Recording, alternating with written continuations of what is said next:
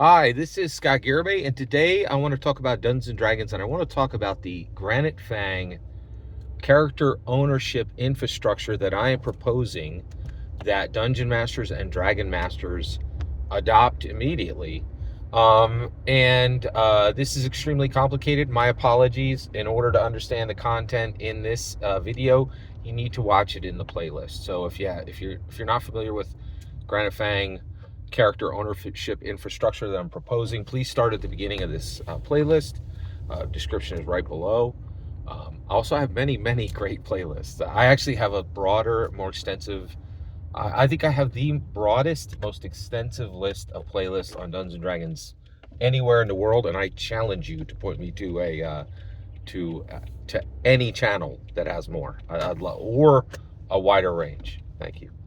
All right, so what we're going to talk about today is character ownership. If we're trying to propose a structure, because one has never been proposed before in the 5 decades of Dungeons and Dragons history, for owning player characters and non-player characters, we have to talk about the most important non-player character ownerships that exist right now, and that is Hasbro's incredible, extensive, massively valuable collection of non-player characters, the ownership they have, and how we need to interact with that ownership. That's the first thing we need to do. Okay, so let's dig into this. All right. Okay. So let's talk about let's talk about the most established non-player character ownerships that exist. Hasbro owns Elminster. Hasbro owns Fizban. Hasbro owns Bigby. Hasbro owns Mordenkainen. Hasbro owns Tasha.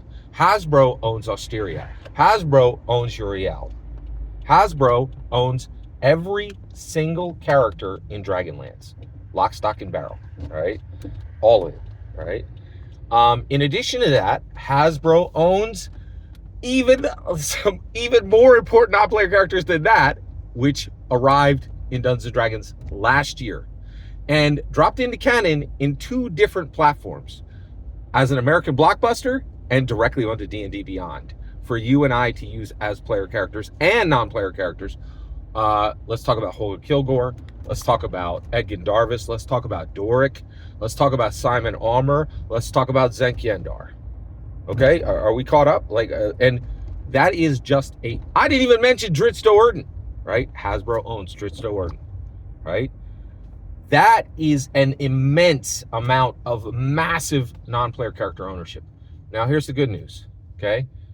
So, actually, Hasbro owns all of these characters. I actually consider that good news because Hasbro has been the greatest guardian company that Dungeons & Dragons has ever had, bar none, right? TSR did a terrible job of guarding, as a company, did a terrible job of guarding D&D. D&D was always a centimeter away from Tears and Flames under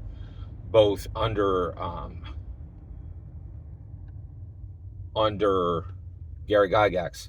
And then Dungeons & Dragons was constantly in peril under Lorraine Williams because of the missteps of Gary Gygax, but Lorraine realized that TSR was a husk and that the corn was inside, right? And really just pushed position value into D&D and let TSR fall away because nobody needed TSR. Everybody needed Dungeons and Dragons.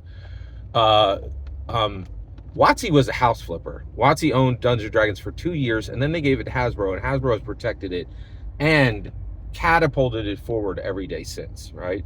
So they have these non-player characters, and they have done an incredible job of respecting the original creators and provisioning the current creators and positioning the future creators, right? Now, good news is you and I have been given permission by Dungeons & Dragons to use every single character I just talked about in Dungeons & Dragons in our official canon D&D campaigns that we run at our tables, at our kitchen table. That's the great news. That's incredible news, right?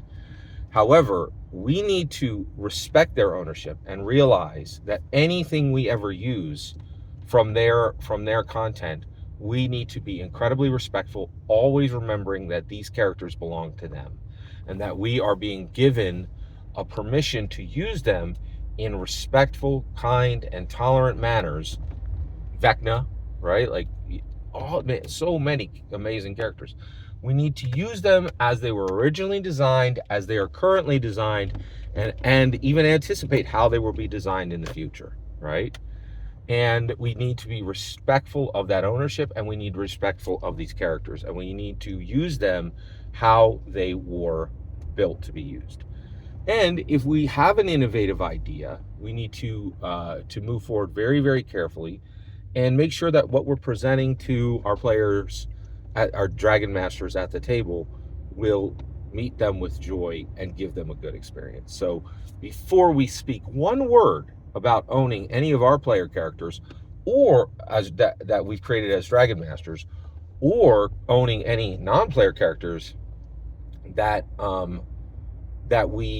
or owning any non-player characters that we have created as Dungeon Masters, we need to be very careful to fully acknowledge the correct, appropriate, and quite benevolent ownership that that Hasbro D&D has established and is maintaining for these characters right now.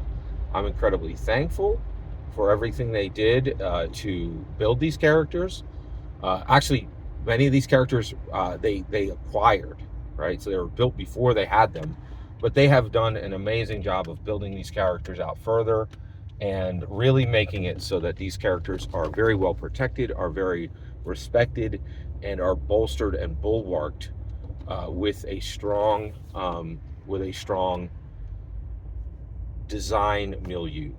Every single word you just heard is my humble opinion. The important part is when I hear your humble opinion, when you get in the comments with your identity account and send your traffic. Please consider liking and subscribing, and have a wonderful Fetch Millennium.